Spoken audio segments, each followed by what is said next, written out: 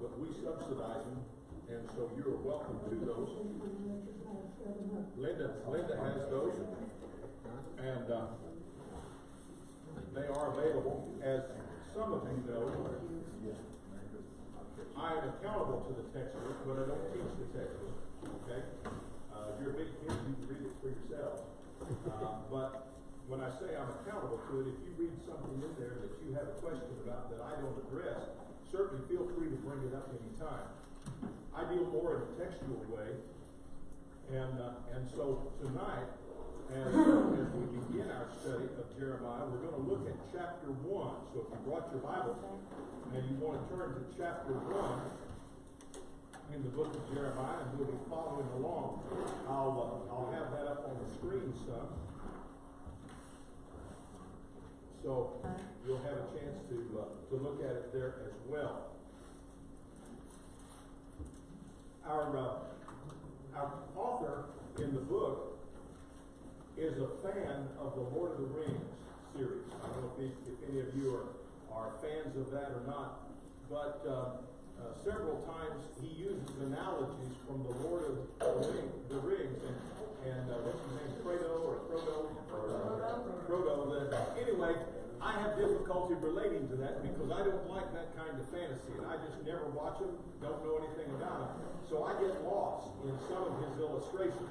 But for those of you who are Lord of the Rings fans, you're really going to like what he has to say, and he really does have some good insights. And so I recommend it to you in that regard. But just being honest with you, don't hold your breath waiting for me to address it. Something that I was not directly aware of, I probably had heard it sometime in the past, but just had forgotten it, that Jeremiah is second only to the book of Psalms, being the longest book of the Bible. And I just hadn't thought about that. Of course, the reason that Isaiah, Jeremiah, Ezekiel, and Daniel are called major prophets is because their writings are considerably longer than the minor prophets. There are 12 minor prophets in all, and most of those are 4 or 5 chapters. Jeremiah, I think, is 52 chapters. And so it's a much longer book, and it covers a much longer span of time. And so the title of the book is Faithful to the Mission. We'll say a little more about that because indeed Jeremiah was. But I've always heard of Jeremiah as the weeping prophet. And we'll say a little more about why in a few moments. But Jeremiah was called a weeping prophet because of the times when he was called upon to be God's spokesperson for the people of Judah. And just to give you a real quick sense of history, okay, we'll be talking about Jeremiah first as a person, and then as a prophet, and then the predicament, the circumstances under which he prophesied, which had a great deal to do with his ministry. And we get an introduction to Jeremiah here when it says, the words of Jeremiah, the son of Hilkiah, of the priests who were in Anathoth in the land of Benjamin, to whom the word of the Lord came in the days of Josiah, the son of Amon, king of Judah, in the 13th year of his reign. It came also in the days of Jehoiakim, the son of Josiah, king of Judah, until the end of the 11th year of Zedekiah, the son of Josiah, king of Judah, until the exile of Jerusalem in the 5th month. Now, did you get all that down? Okay. Takes a little bit of history. You recall that under David and then under Solomon, Israel was a united nation. But because of Solomon's heavy taxation of the people and some of his policies, when Rehoboam, who was his son, was ready to become king, some of the advisors came to him and said, if you don't give some relief to the burdens that the people are carrying, then there's going to be a revolt. Well, Rehoboam went to his advisors and told them about this, and they said, if you're going to be a bear, be a grizzly. Now, that's Essex free translation, but that's kind of what it amounted to. And so Rehoboam comes back and announced to the rest of the group, if you think my father's taxes were heavy, wait till I get through with it. And if you think his burden was 1,000, mine will be 10,000. Well, that was all they didn't need to hear, and the 10 northern tribes immediately withdrew.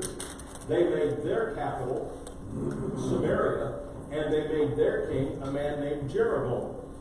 So all of a sudden we now have two Israels. One, the northern kingdom, which retained the name Israel, and the southern kingdom, which really was just the tribes of Judah and Benjamin, took the name Judah. And they kept their capital in Jerusalem.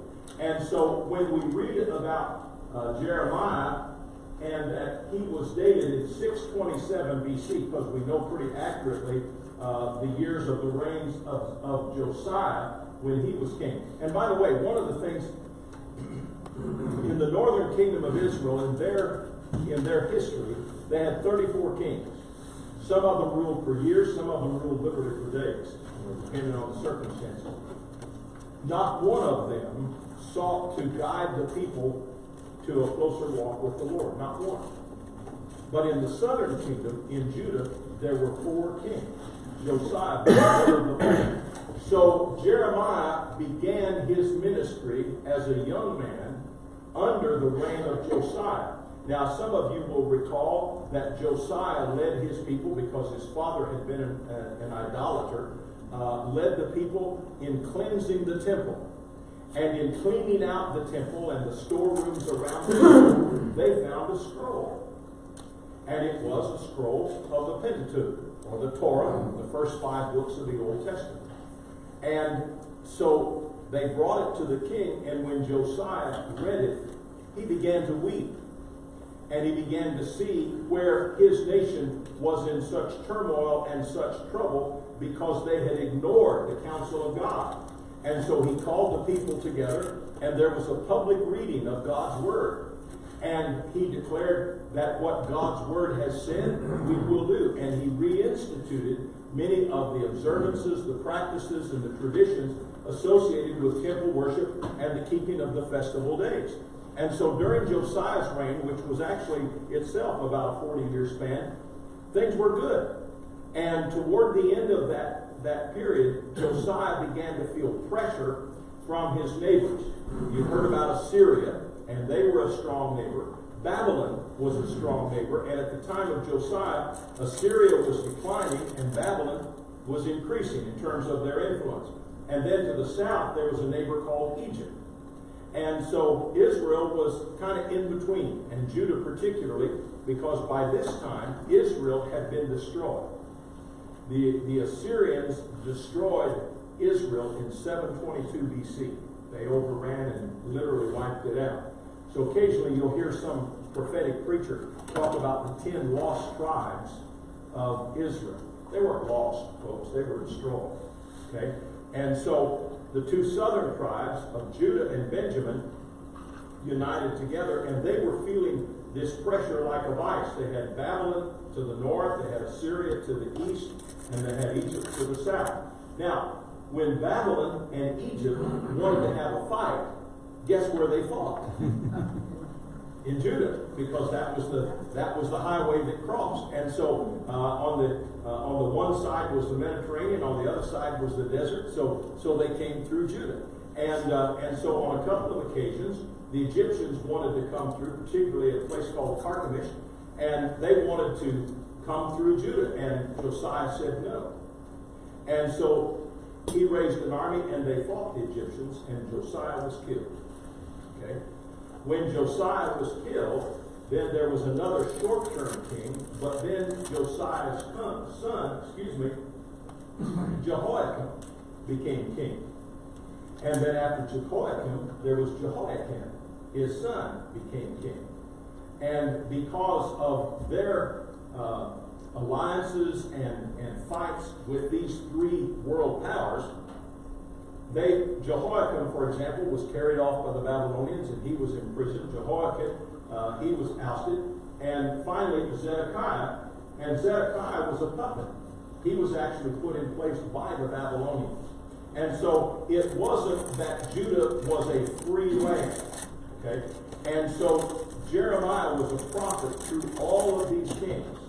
And when he first started prophesying, things were really good. But by the time of the end of his prophecy in Judah, things were really bad.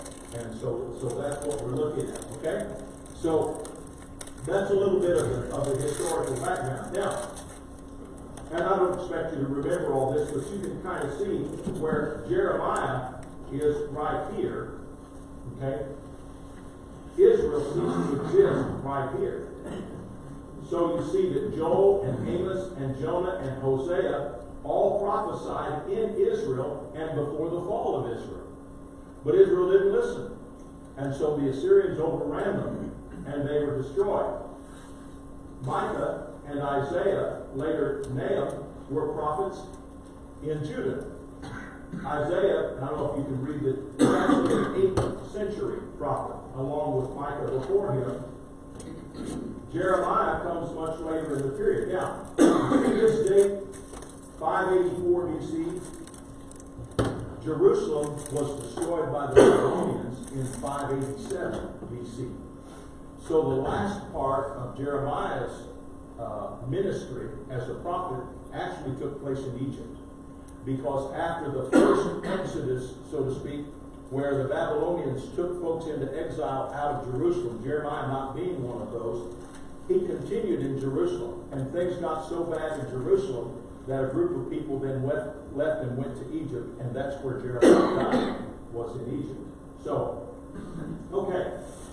We said he was from Anatolia, and this is just a picture of modern Anatolia. It's just a suburb of Jerusalem almost. It's 3 to 5 miles from Jerusalem, so was very near.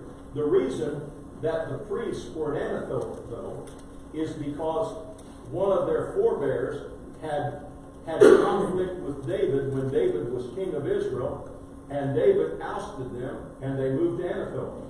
They lost favor with the king. Now, when it says that Jeremiah was the son of Hilkiah, who was a priest,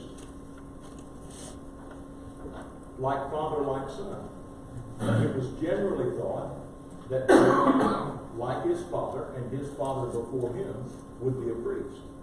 Okay? Now, when you compare the role of a prophet and the role of a priest in ancient Israel, what's the difference? Priests were responsible for what? Okay? They were the people's spokesperson to God. So if you sinned and wanted to repent, or if you had a prayer concern, you went to the priest, and the priest spoke to God in your behalf. The prophet, on the other hand, was the spokesperson for God. So if God had something to say to the people, he spoke through a prophet. Now, something to keep in mind is that there were many prophets. Okay, Jeremiah was not the only prophet. And in fact, as was the case then and still is today, oftentimes those who prophesy the truth, and the truth is unpopular, and they're not recognized as the voice of God until after they die or years later. And so it was with Jeremiah. In Jeremiah's lifetime, he was rejected, he was reviled. At one point, we'll study this next week, there was a plot to kill him because of some of the things he said. Later, he was in prison, dropped into a dungeon, and had a very difficult life. And so Jeremiah's prophecy, or period of prophecy of 40 years, saw a lot of changes. Now, the reason he's called the weeping prophet is in those 40 years, part of his message was to tell Judah that because they sinned, they were going to experience the same fate that Israel did. And people didn't listen. And so we call Jeremiah the weeping prophet because literally he did. He wept over Jerusalem and Judah and what he saw the future to be. Now, this is just an illustration of what a priest might look like. And now, if you're a priest, where do you go? Where do you work? Temple. Okay.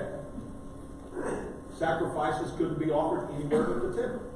And so the priest would work at the temple. The temple was important. In fact, during the course of Jeremiah's 40 years, the temple became so important that many of the Judahites believe that because we have the temple, nothing will happen to us like this in Israel.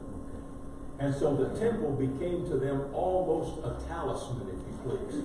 That it was a place of refuge, and it was a place that will never fall, and as long as we're in the temple. And the priestly class promoted that. See, that was exactly what they wanted to hear. Because that's our domain, that's our kingdom, our turf. Okay? Now for Jeremiah, who was the son of a priest, to become a prophetic voice and say, wait a minute, if you sin against God, he won't just destroy you, he will destroy the temple that you've identified as your place of refuge. And so for those who invested their lives in the temple, you can imagine that was not a popular thing to hear. And so that's what Jeremiah was dealing with. This is just, of course, a depiction of what the temple might have looked like. And you see this exterior wall back here behind the temple. That's all that's left today. It's what we call the Wailing Wall, the Western Wall. And that's all that remains. And you see in the background, you see the Gold Dome Mosque of Islam. And, of course, the entire Temple Mount is controlled by Islam. And so that's all they have left today of their sacred temple. And so Jeremiah's prophecy didn't just come true in 587 BC, but through the generations of time after they rebuilt it again, and the same prophecy was fulfilled in 70 AD at the hand of the Romans. So, okay. So, verse 4 and following in chapter 1, now the word of the Lord came to me, before I formed you in the womb I knew you, and before you were born I consecrated you. I have appointed you a prophet to the nations. Then I said, alas, Lord God, behold, I do not know how to speak because I am a youth. But the Lord said to me, do not say I am a youth, because everywhere I send you, you shall go, and all that I command you, you shall speak. Do not be afraid of them, for I am with you to deliver you, declares the Lord.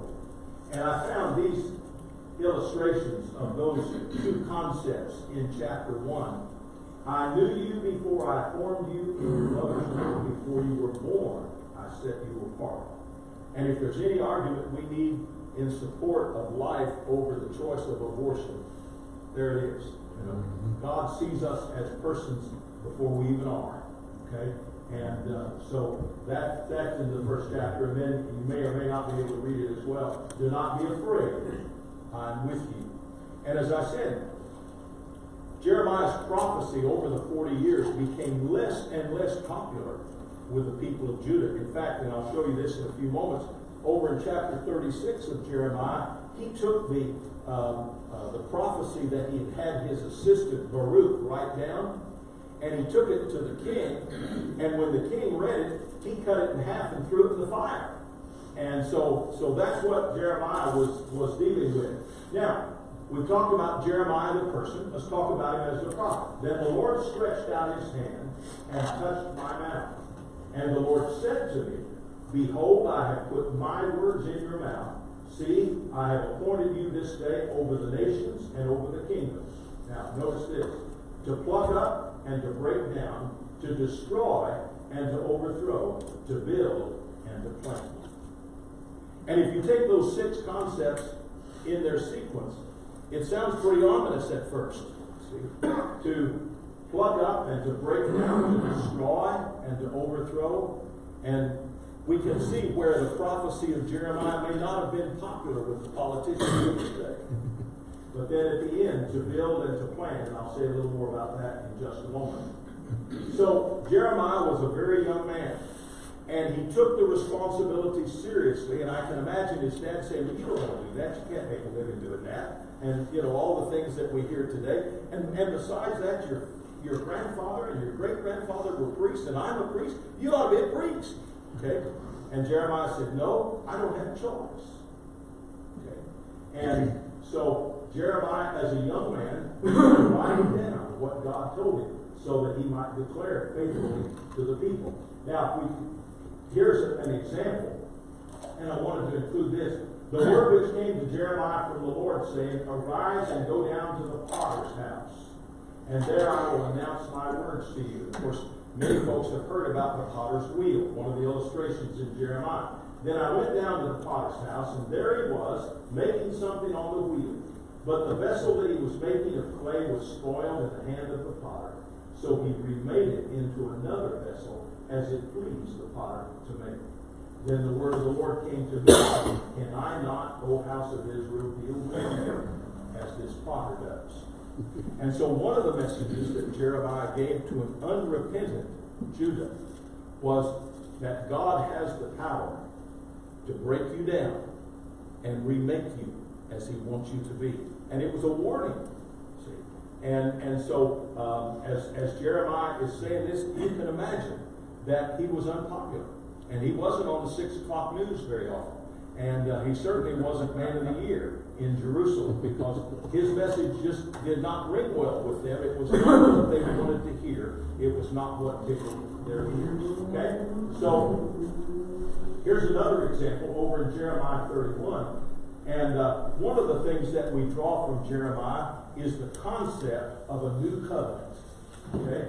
And this is just a brief, we'll study this later on in our study these Sunday nights. Behold, he says, days are coming, declares the Lord, when I will make a new covenant with the house of Israel and with the house of Judah. Not like the covenant which I made with their fathers in the day I took them by the hand to bring them out of the land of Egypt.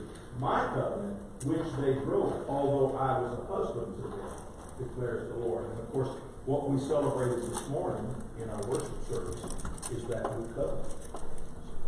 And so the words of Jeremiah were literally fulfilled in the crucifixion of Jesus Christ. Then here's one other example. He says, But this is the covenant which I will make with the house of Israel after those days, declares the Lord. I will put my law within them, and on their heart I will write it. And I will be their God, and they shall be my people. They will not teach again to each man his neighbor and each man his brother, saying, Know the Lord, for they will all know me, from the least of them to the greatest of them, declares the Lord. For I will forgive their iniquity, and their sin I will remember no more. And so Jeremiah gives us this first glint of hope, that there is a covenant that will replace the covenant that Israel and Judah after them had betrayed. One of the things that I didn't mention a while ago, and of course this was not true during Josiah's reign, but Jehoiakim, his son, was more influenced by his grandfather than he was by his father. So he again introduced idolatry into Jerusalem and into the temple.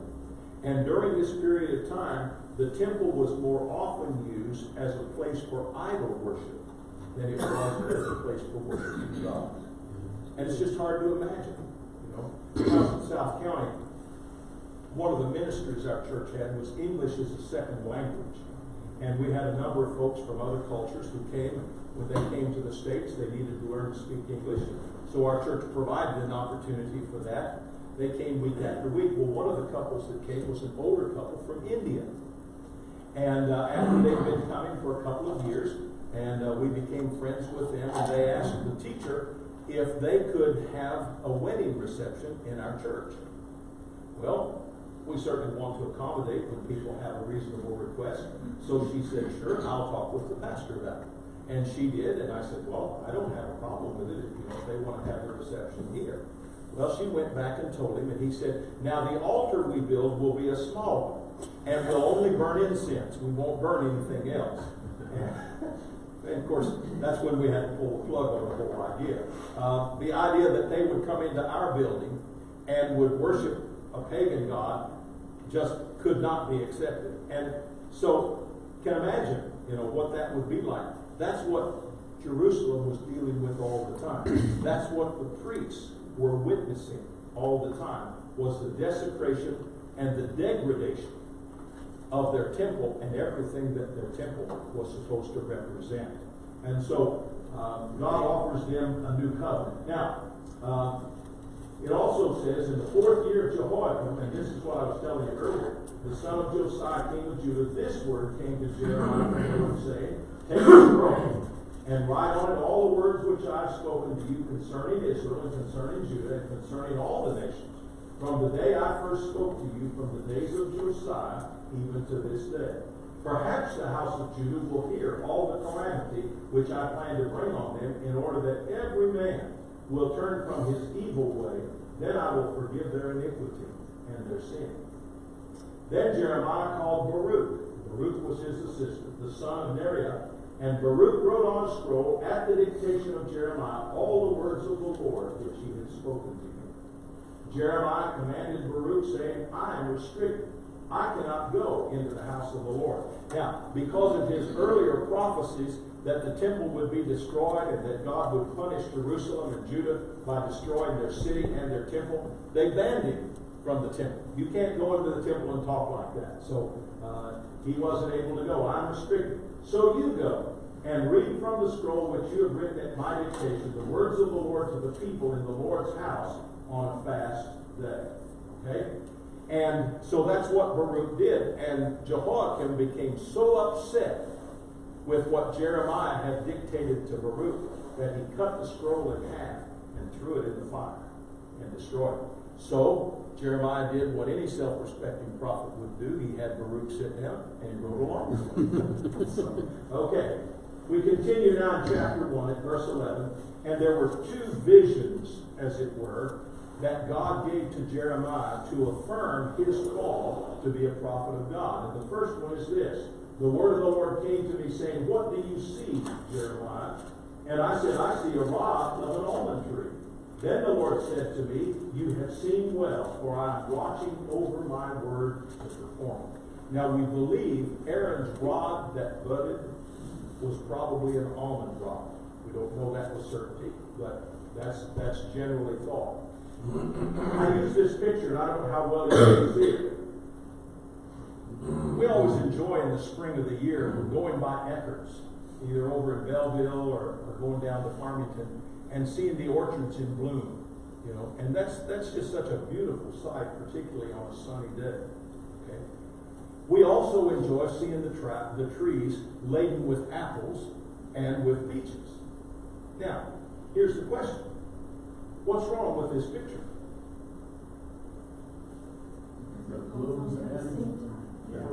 Exactly right. Has both blooms and fruit.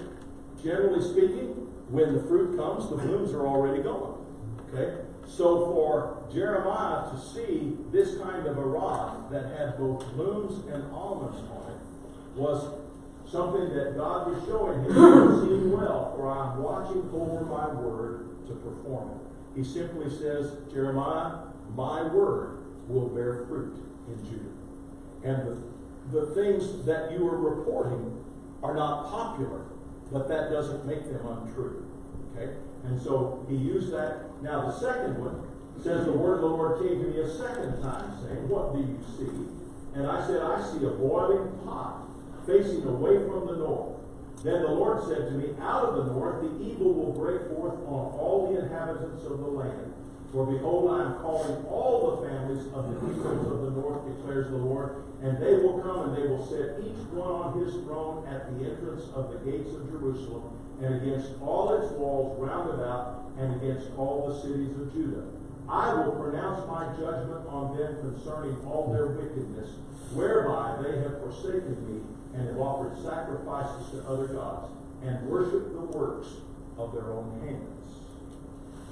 And so God says to Moses, there is coming a consequence. There's coming a day of judgment. And you need to tell them this. And what Jeremiah is seeing, you notice a pot leaning from the north. Okay? Who was in the north? Babylon. Okay? And so God is simply telling Jeremiah the Babylonians are coming. And he also made clear to Jeremiah that it was God's plan to let the Babylonians overrun Judah. Okay?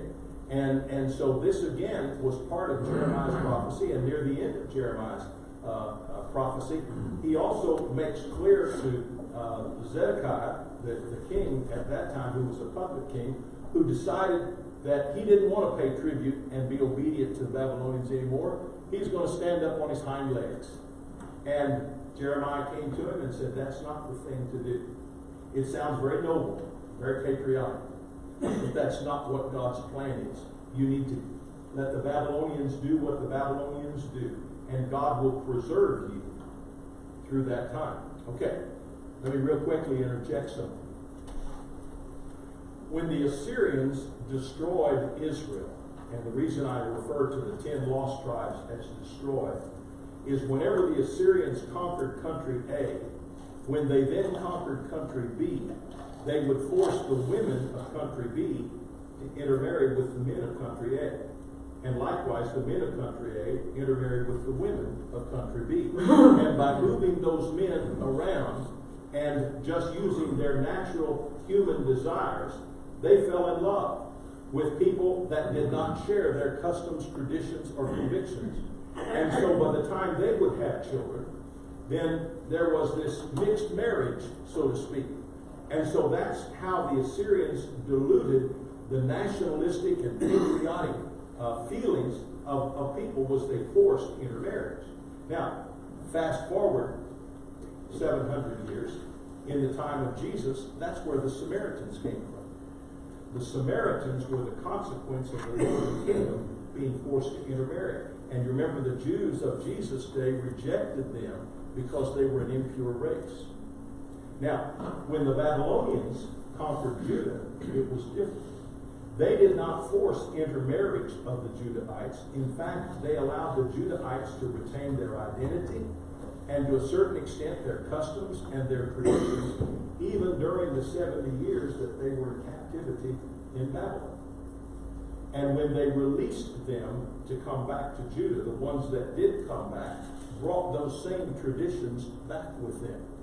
And so the things that were lost to the northern kingdom by the Assyrians were not lost to the southern kingdom. And so what God is saying to Jeremiah, and what Jeremiah ultimately will say in his message to Judah, is God is a God that punishes sin, but he is a God that loves the sinner.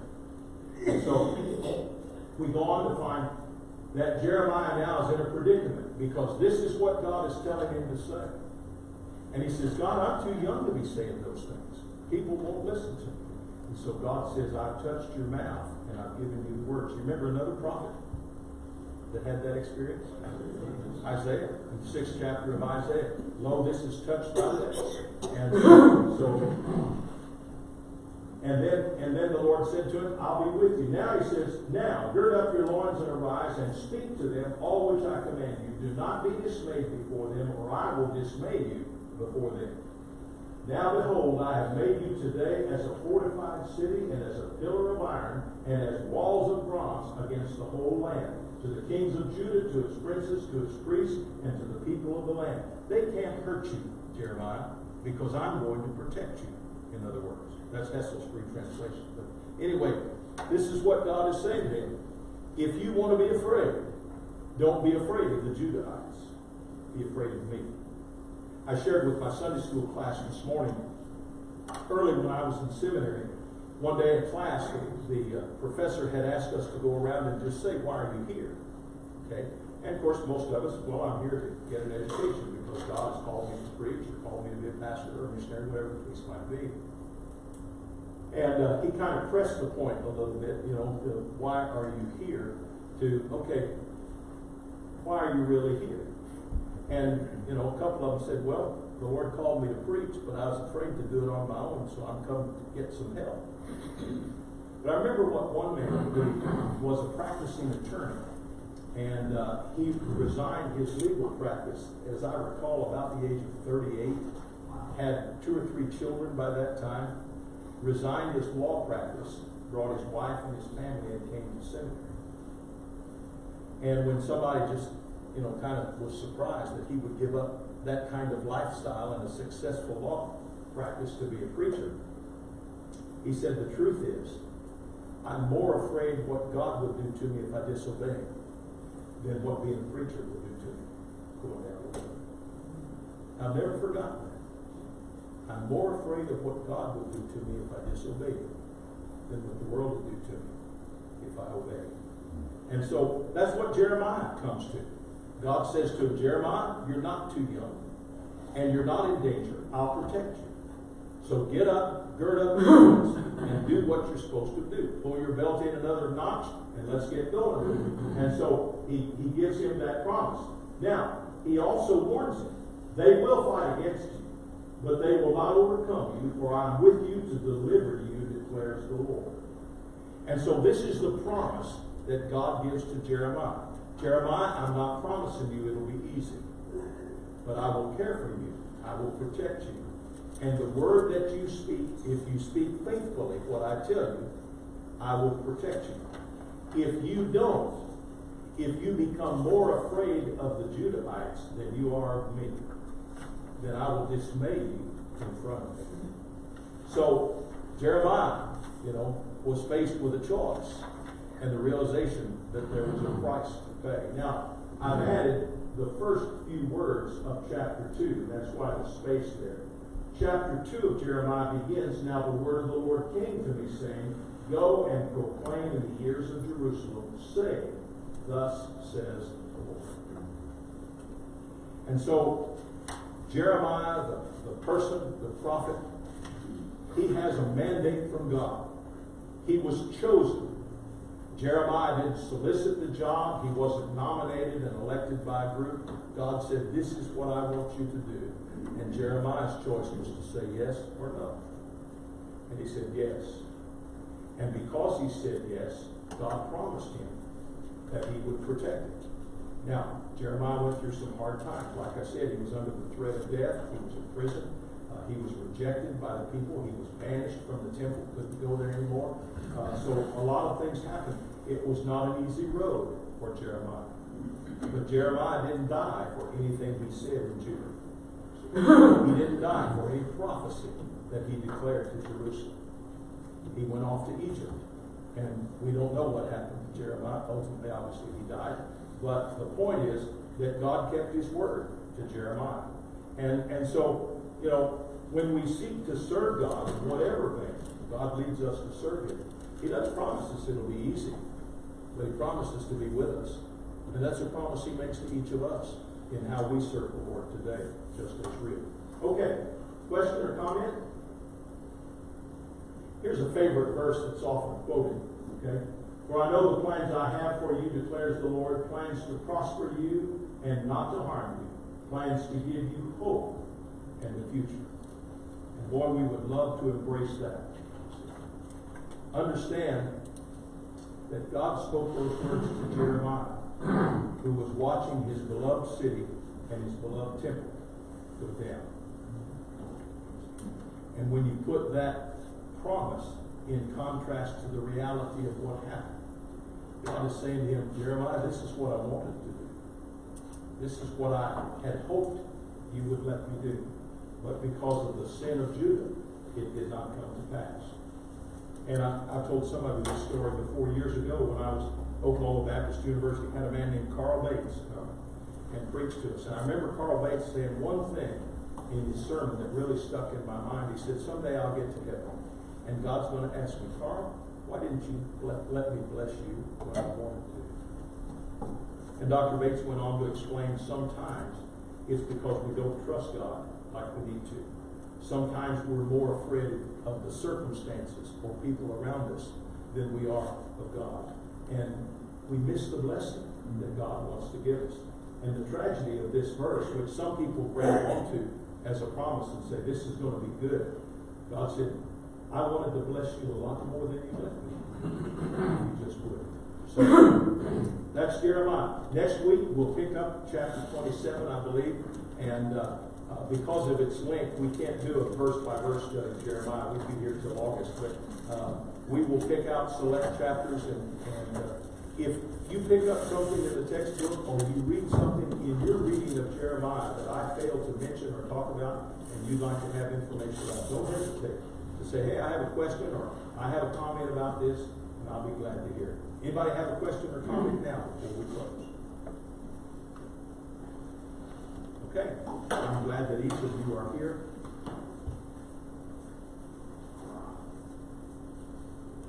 It's been a good day. Steve, lead us as we close the prayer. Heavenly Father, we do thank you, Lord, for the direction you're taking the church. leadership of the church. We thank you, Lord, for proof of evidence of answered prayer. We thank you, Lord, for the blessing it's been on the Robbins family and to our church as well, Lord, to see evidence of answered prayer, to reinforce the fact that you are here with us, you are leading us, you are guiding us. Lord, I pray that as we go through the study of Jeremiah, that you would point something out to each of us, Lord, that we need to have, and reinforce the truths that we've seen in our congregation here lately, Lord, through your word as well. Just ask these things in Jesus' name for his sake. Amen. Amen. All right. Thank you all very much.